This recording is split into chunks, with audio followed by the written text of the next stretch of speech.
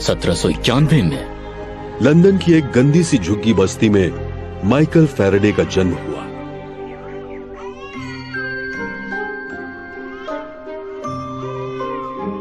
वो पढ़ाई में बिल्कुल अच्छे नहीं थे।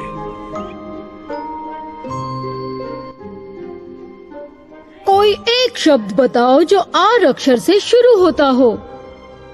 बोलो। रैबिट। सही शब्द है रैबिट। एक बार फिर बोलो सही तरीके से। रैबिट। मेरा मजाक बना रहे हो क्या? मैंने तुम्हें आर अक्षर बोलना नहीं सिखाया है? कम से कम अपना नाम तो बोल सकते हो ना। Michael Faraday ma'am. लो ये पैसे और एक छड़ी खरीद कर लाओ।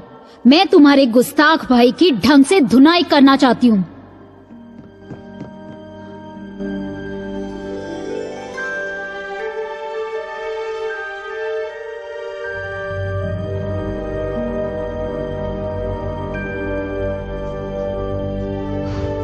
कहते हैं उस दिन के बाद माइकल फैराडे कभी दोबारा स्कूल नहीं गए। फैराडे अपने रूढ़िवादी क्रिश्चियन परिवार की परंपराओं को बहुत मानते थे।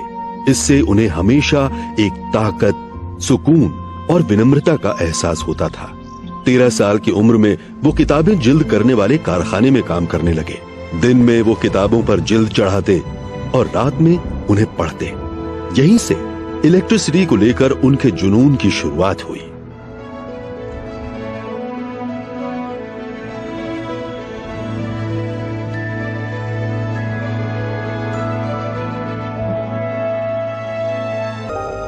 उस शो की शुरुआत यहां लंदन के रॉयल इंस्टीट्यूशन में हुई थी।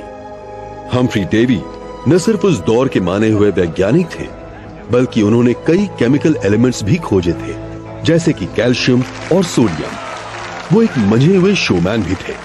इलेक्ट्रिसिटी का उनका शो लोगों को बेहद पसंद आता था। रोशनी थोड़ी कम कर दीजिए। अब मैं आपको उन 2000 ताकतवर केमिकल बैटरीज की ताकत दिखाऊंगा जो हमारे पैरों के नीचे हैं, बेसमेंट में मौजूद हैं। और अब सांसें थाम कर देखिए इलेक्ट्रिसिटी की जबरदस्त ताकत किस तरह हमारे आने वाले कल को रोशन कर सकती है।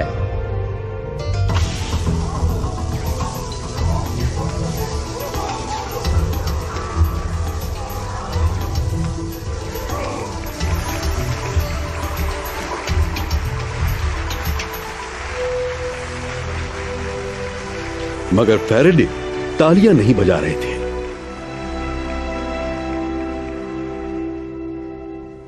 वो डेवी के भाषण का एक एक शब्द लिख रहे थे।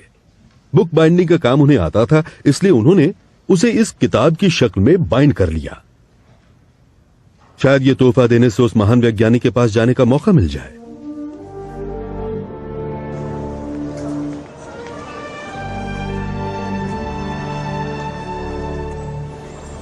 और शायद यही तोहफा एक नई दुनिया में उन्हें पहुंचाने की वजह भी बना।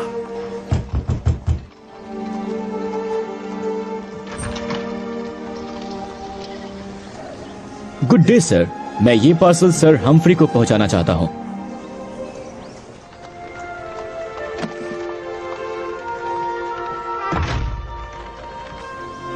फैराडे ने बस यूं ही तुक्का मारा था और उन्हें उम्मीद थी इसका कोई नतीजा जरूर निकलेगा, और ऐसा ही हुआ। सर, आपका एक्सपेरिमेंट तैयार है।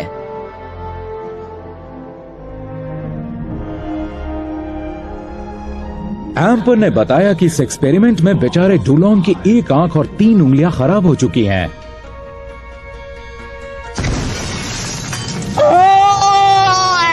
मेरी आंखें! मेरी आंखें!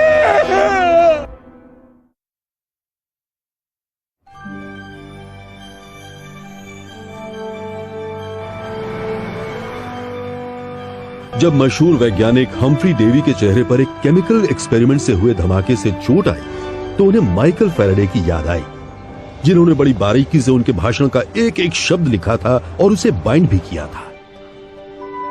तुम्हारी यादाश्त काबिल तारीफ है नौजवान। मुझे भी फिलहाल एक सेक्रेटरी की सख्त जरूरत है। सर, विज्ञान की सेवा करना तो मेरा सपना रहा है। मेरे ख्याल से तुम बुक बाइंडिंग का ही काम करते रहो। विज्ञान तुम्हारे बस का नहीं है, और वैसे भी तुम्हारी जो माली हालत है उसमें तुम्हारे पास कोई काम धंधा तो जरूर होना चाहिए। धंधे तो लोग सिर्फ अपनी खातिर करते हैं, वैज्ञानिक तो पूरे समाज के बारे में सोचते हैं सर। मेरे ख्याल से तुम पहली बार किसी वैज्ञानिक से मिल रहे हो। जल्द ही फैराडे ने डेवी का सारा काम संभाल लिया। कुछ दिनों के लिए मिला काम पक्की नौकरी में बदल गया और रॉयल इंस्टीट्यूशन उनके लिए घर की तरह हो गया। दिन में वो लैब में डेवी की मदद करते थे। शाम होते ही वो सीढ़ियां चढ़कर ऊपर अपने छोटे से अपार्टमेंट में पहुंच जाते, जहां उनकी पत्नी सैरा उनका इंतजार कर रही होती थी।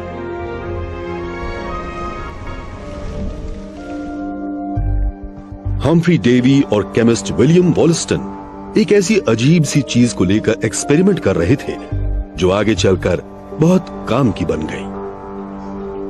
एक्सपेरिमेंट की तैयारी पूरी हो चुकी है। अब सर्किट बंद करो डेवी और ध्यान से देखो। ये सुई आखिर इस तार से दूर क्यों भाग रही है? काश मुझे पता होता, मगर लगता है इलेक्ट्रिक करंट की वजह से ये तार एक चुंबक की तरह बर्ताव कर रहा है। इलेक्ट्रिसिटी और मैग्नेटिज्म में जरूर कोई रिश्ता है। अगर ये लगातार घूमे तो कितना अच्छा हो।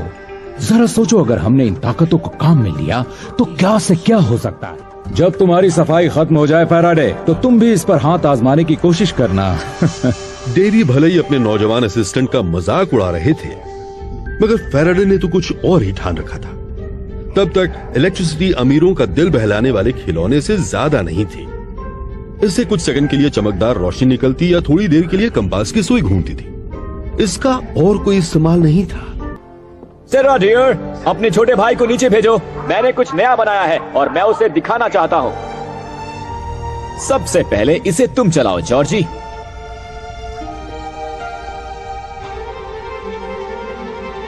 ये लो, चल पड़ी, ये चल पड़ी।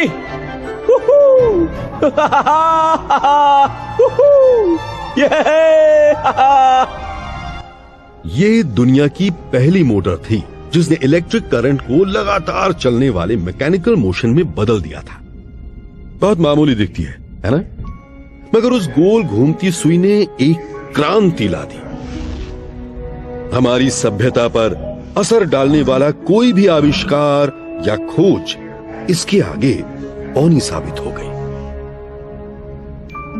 जरा सोच कर देखिए, आज जो भी बिजनेस, कारखाने, टेक्नोलॉजी और हमारे रहन सहन के तौर तरीके हैं, उन सब की शुरुआत माइकल फैराडे की लैब के उस छोटे से एक्सपेरिमेंट से हुई।